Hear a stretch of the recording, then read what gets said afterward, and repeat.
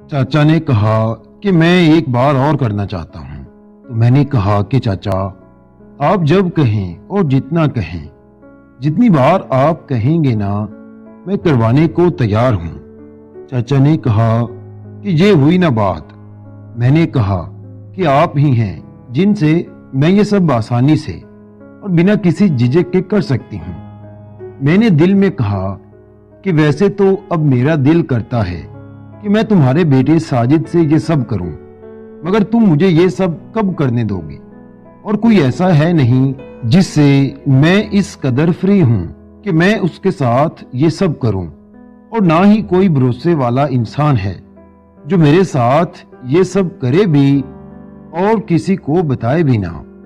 अभी मुझे तो तुम्हारा बेटा ही नजर आ रहा है, मगर उसके साथ तुम मुझे करने दोगे नहीं तो बाकी तुम ही रह जाते हो जिससे मैं ये सब कर सकती हूँ। और अब मैं ये बिना रह भी नहीं सकती हूँ। अब मुझे अगर करना है ये सब तो तुम्हारे साथ ही करना होगा। चाचा ने मुझे देखा तो कहा कि लाडो, किन सोचों में चली गई हो? मैंने कहा कि कहीं भी नहीं चाचा, मैंने किन सोचों में जाना है? अच्छा चाचा, साजिद नजर नहीं आ रहा, घर में कहीं भी नहीं। चाचा ने कहा कि वो गया होगा अपने किसी दोस्त के साथ खेलने कहीं बाहर। उसने कहाँ जाना है? और नहीं तो तुम्हारे भाई के साथ खेल रहा होगा। मैंने कहा कि भाई आरफ तो घर में है, मैं तो उन्हें घर में छोड़कर आई हूँ, उसके साथ तो नहीं होगा। चाचा ने कहा कि तुम साजिद के बारे में आज इतना क्यों पूछ रही हो? मैंने कहा कि बस ऐसे ही कि कहीं हम अपनी काम में मसरूफ हों और ऊपर से वो आ गया। तो चाचा ने कहा कि नहीं नहीं, ऐसा नहीं होगा, हम उसका मुकम्मल इंतजाम करके ही ऐसा कुछ करेंगे, अगर कुछ करना भी हुआ तो। और वैसे भी वो घर में रहता ही कहाँ है, मुझे नहीं लगता कि ऐसा कभी होगा भी।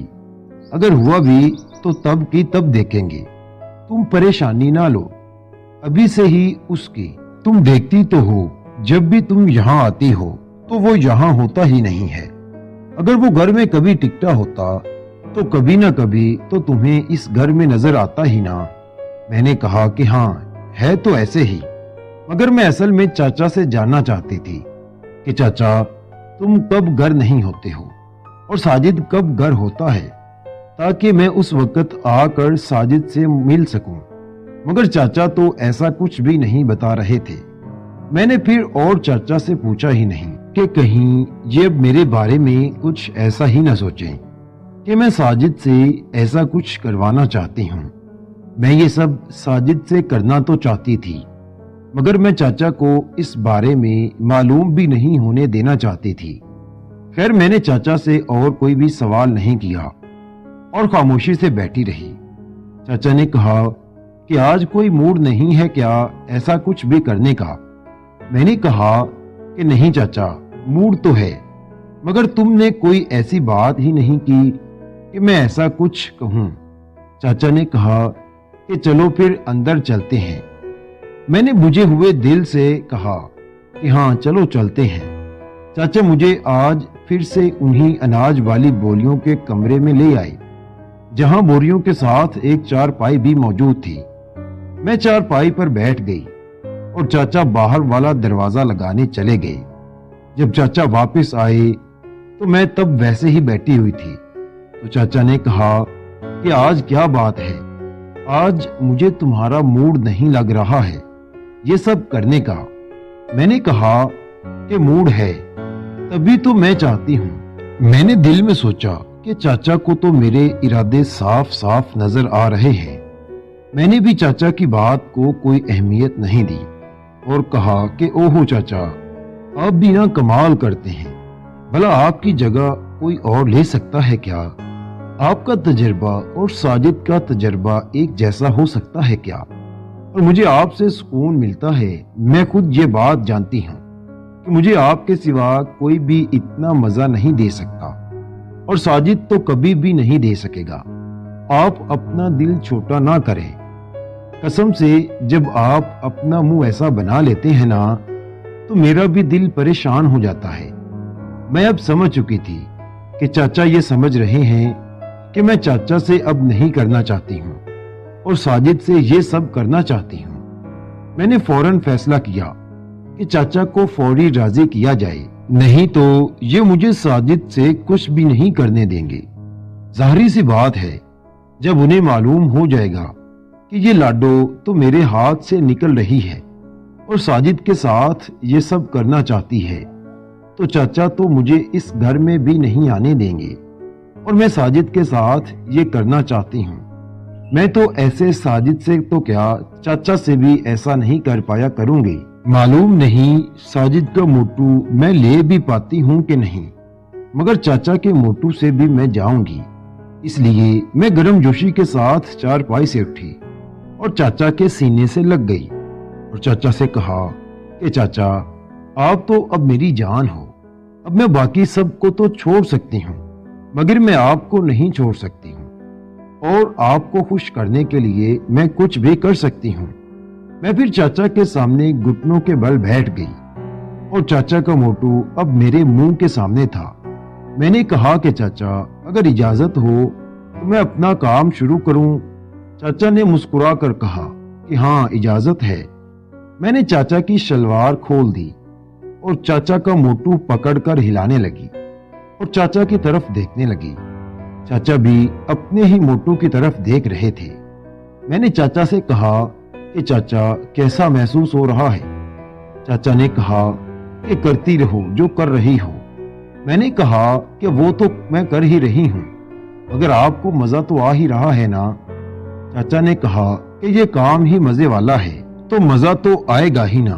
میں نے پھر چاچا کا موٹو منہ میں لیا تو چاچا تو عجیب عجیب سی آوازیں نکالنے لگے۔ چاچا نے مجھے بازو سے پکڑ کر کھڑا کر لیا اور میرے کپڑے اتارنے لگے۔ میں نے بھی بازو اوپر کر لیے تاکہ چاچا میرے کپڑے آسانی سے اتار سکے۔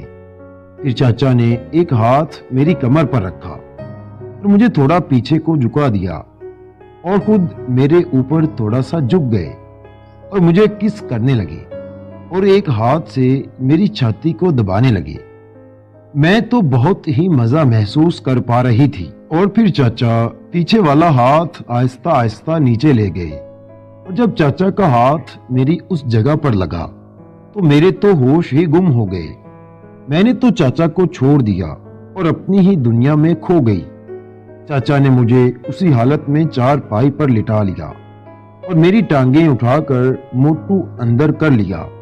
میں تو پہلے ہی مزے میں کھوئی ہوئی تھی، مگر اب اور بھی زیادہ مزے میں چلی گئی تھی۔ نہ جانے مجھے تب کیا ہو جاتا تھا جب چاچا کا موٹو میرے اندر جاتا تھا۔ میں تو مست ہو جاتی تھی۔ مجھے تو اس بات کا بھی خیال نہیں ہوتا تھا کہ میں کہاں ہوں اور میرے ساتھ کون کیا کر رہا ہے۔